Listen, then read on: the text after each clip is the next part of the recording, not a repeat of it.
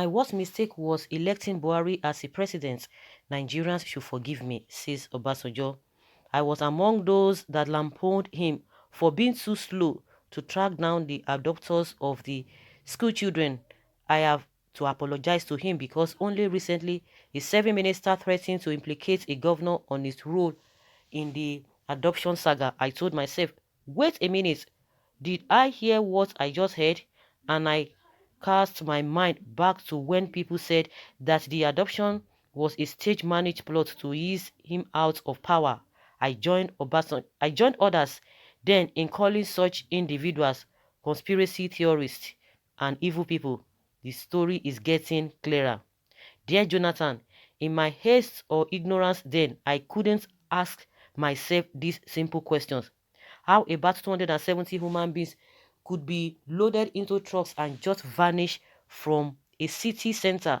How none of the school authority could place a single phone call to the head office of any security outfit to confirm who authorized the evacuation as they said the adopters claim, while the principal, who ought to be sacked and prosecuted for gross negligence, was elevated to the position of a commissioner shortly after, whether it wasn't a reward for a job well executed. Dear Jonathan, even now, the army has overrun Sambisa forest where the girls were said to be kept, and still no trace of them is found.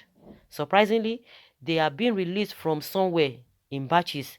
Thank God that there are no traces of forest marks on their sleek skins. We eagerly await batch 2. Hopefully, APC will secure the release of the last batch before the end of 2019 as one major achievement for it to be voted again into power. Hmm. On corruption, dear Jonathan, I joined others to insult your government because I thought then that the people in your government were thieves. Little did I know that compared to what we see today, they were mere pickpockets.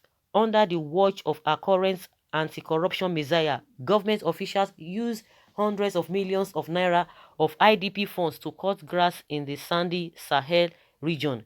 Billions of naira and millions of dollars raw cash are dug out of a house in a highbrow area of Lagos.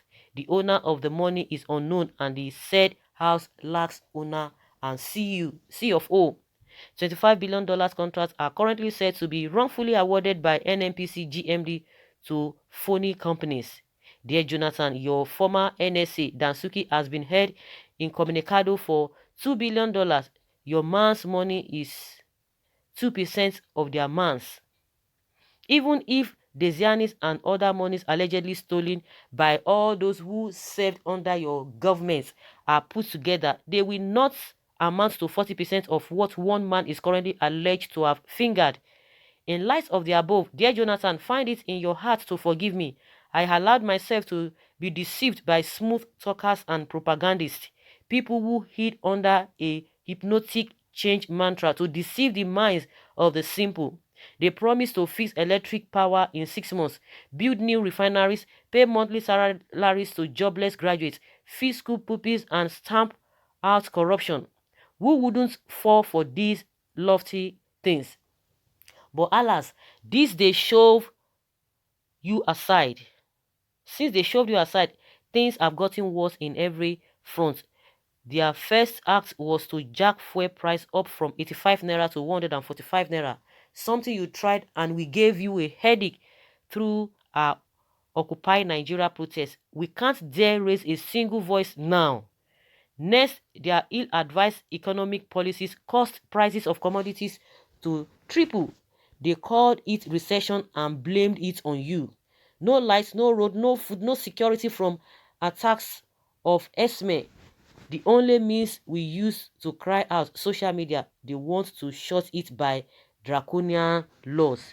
If we agitate, they unleash trained pythons and crocodiles on us. Sad, this is one of my greatest mistakes in my life. Forgive me. Okay, is this really coming from Obasanjo?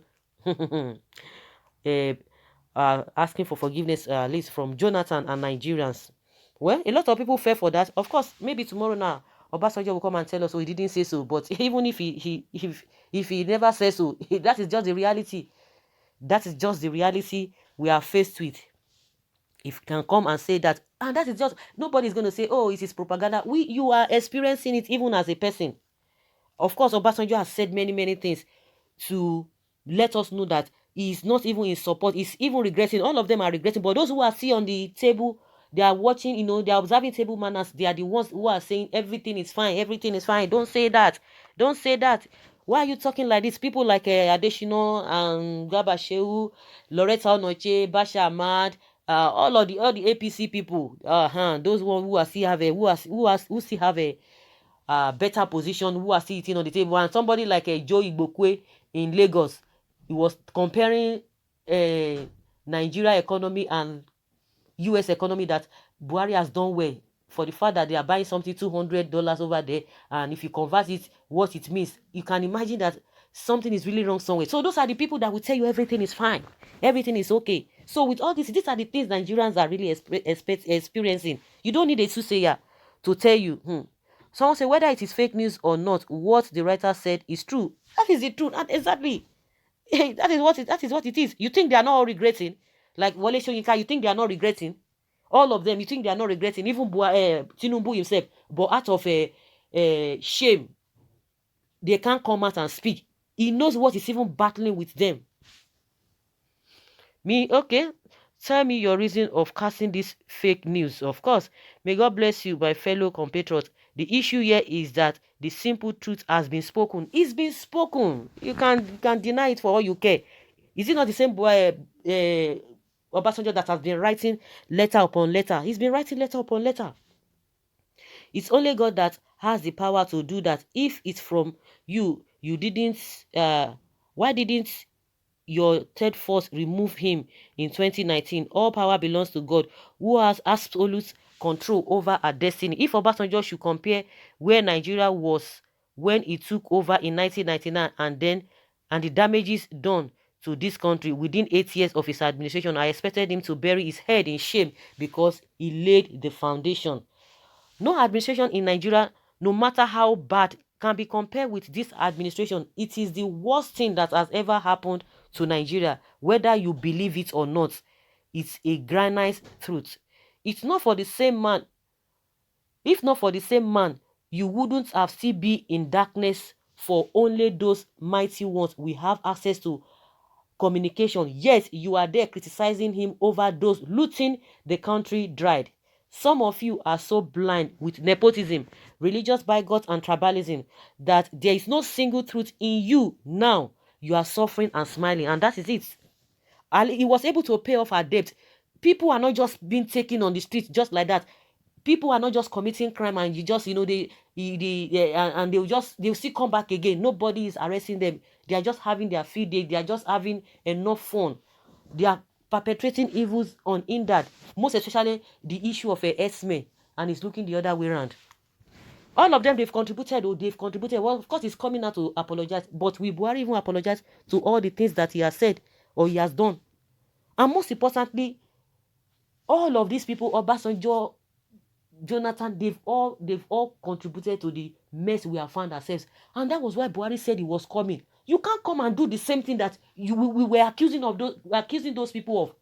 You can't come out and be telling us the same thing. And that is why this whole thing is just so bad. At this age and time, after going through all we went through in the hands of all those other regimes, why should Buhari come and complicate the issue? Tripling the situation, worsening the case. The situation is worse as we speak. So what are we talking about? We should not be comparing, and we are not supposed to be comparing. We are supposed to see clean and clear that yes, he has done so marvelously well from those people. More than them, he has done well. But now, all the bad things, all of these 16 years of PDP, this only 6 years has taken over. It's even worse. This 6 years is even worse than 16 years that we have experienced. So we are not supposed to now be comparing, because everybody knew quite all right what happened then. Why should he come and the party come to repeat and to double the suffering? That is what we are talking about here. Yes, the Obasanjo and the likes, they did bad. But why is it that even if you are to even do bad, maybe you are doing bad things, alongside with what they have done. Why is your own now worse? So guys, let's hear your opinion. Leave your comment below and let's know your thoughts.